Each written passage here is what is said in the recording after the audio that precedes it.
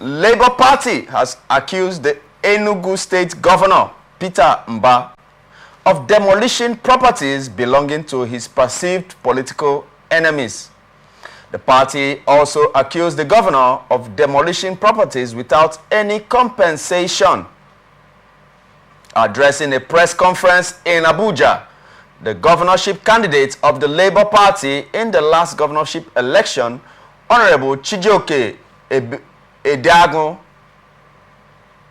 Edeoga, also demanded a public apology and compensation from the governor.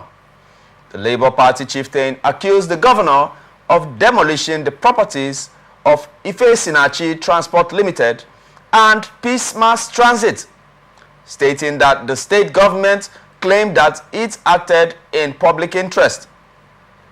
The Premier Hotel in Nsukka, formerly owned by an elder statesman, Charles Abango, was equally demolished on the perceived allegation that majority of the Nsukka senatorial district of the state did not vote for him. Honorable Sir, yeah.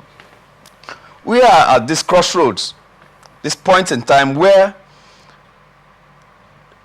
in Enugu State, Labour Party governorship candidate in 2023 elections is laying allegations and accusations on the Enugu State governor that, oh, because so and so did not vote for you, you are now using state powers to demolish their properties without even giving them compensation. It's an allegation because the governor has not replied.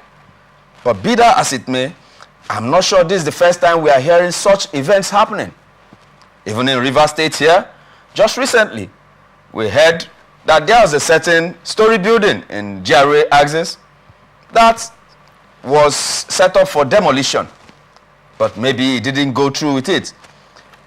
Do you think it is right for governors or those in power to use their power in pretense of following state government or federal government's rules to demolish their perceived opponents, the structures and buildings and properties of their opponents, without paying compensation?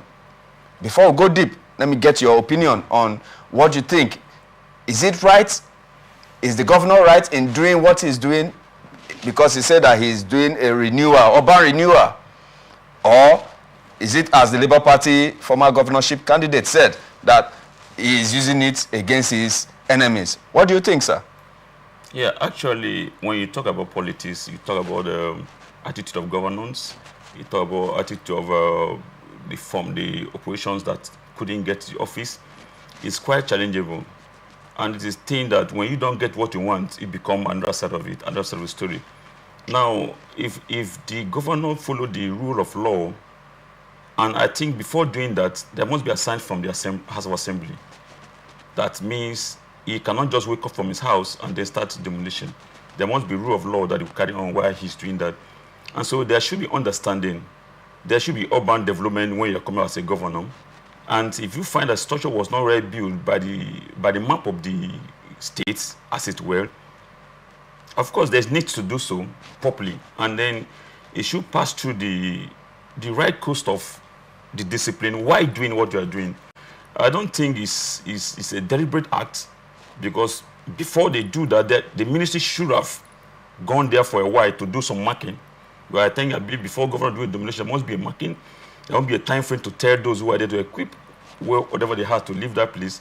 So for one to say he's doing that to his enemy, I don't think it's really an enemy, because development is good for a good governance.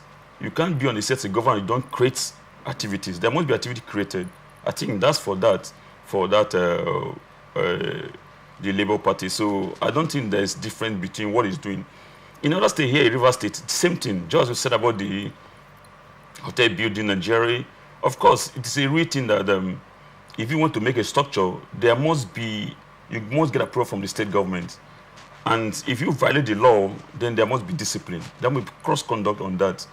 If you have given a approval of building a 4-story building, and you at the back make it 5-story building, it then means you want to kill people. Because you might hear a house collapse is one of those things. What if the Grand Sole does not count or do not give that report to do that story building? It becomes obvious.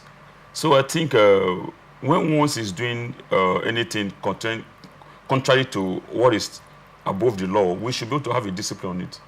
Okay. And that's my stake to that one. Okay, sir. In some cases, some of those structures have turned to landmarks in the locations where they are.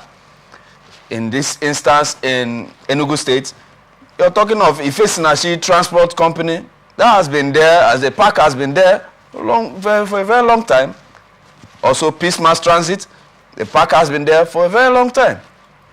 And in the eyes of the people, if successive governments have come and they did not do anything concerning the locations where those structures are, and all of a sudden a new sheriff comes on board and he attacks landmarks because they belong to perceived opponents. I am not saying that that is what the intention of the governor is, but you know, we have to look this way and also look that other way.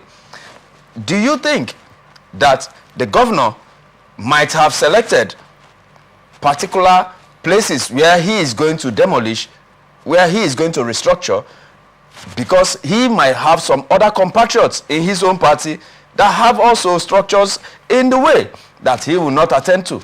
Do you think it was selective, or do you think he was just doing according to the map, according to the blueprints that was before him, sir? Yeah, actually, every other person as a man or as a person that have authority will always exercise the authority. And as I earlier said, when you come as a governor, govern the state, having the power, of course, every city that want to have that want to develop must have a landmark. And if the landmark is being there before the governor come in, it must dwell on the existing building. And so if they have their way and build and cross the landmark, if the man come and check, I think the ministry in that has to handle that. So I don't think, you know, most time people in politics, you know, why our politics in Nigeria or somehow is not too smooth because we do it with bitterness. In the foreign countries, it's a game where you have your interests, you have your supporters. After election, you win, and if you don't win, you have a handshake. But here in this form, people, when they don't have it, they can keep complaining. But I think the governor should do the right thing if he's doing the right thing. And then let's allow it go the way it is. And if you think he has crossed boundary of what's supposed to be, then I think you should be able to have a directive on how to handle that issues. Okay, sir. In the long run, we are trying to also educate and also inform people. What do you think might be the reason for politics with bitterness in Nigeria especially? What causes our politics to be so toxic, to have so much bitterness that even the Labour Party governorship candidate is, even if he might not be victimized, but he'll feel victimized? Do you think it's a Nigerian thing, or is it natural politics as a whole, sir? I don't think it's a natural politics all over. I think it's a Nigeria. It's a Nigerian invention. Nigeria politics has the way they handle their elections. You know, when you are not there, you don't have to be there. It's a thing of one queue. Nigeria politics follow one queue. When you are on that queue, you coming from the side look as if you are not supposed to be. So the issue of politics diverting the rule or elections or result, I think we should learn. It is time where that's what we say the youth should come up and then join politics, where the youth can leave whatever they're doing, come and join politics, so that we can always renew our strength. You see, politics is not all about bitterness. I think it's a thing that you enjoy while you're doing it. If you have clear mind, you want people to vote for you, people should vote for you. Because if you are there, you're going to govern people. You will not govern yourself. People send you there, and they expect good things, development from you. And so I think we should change our part of politics in Nigeria.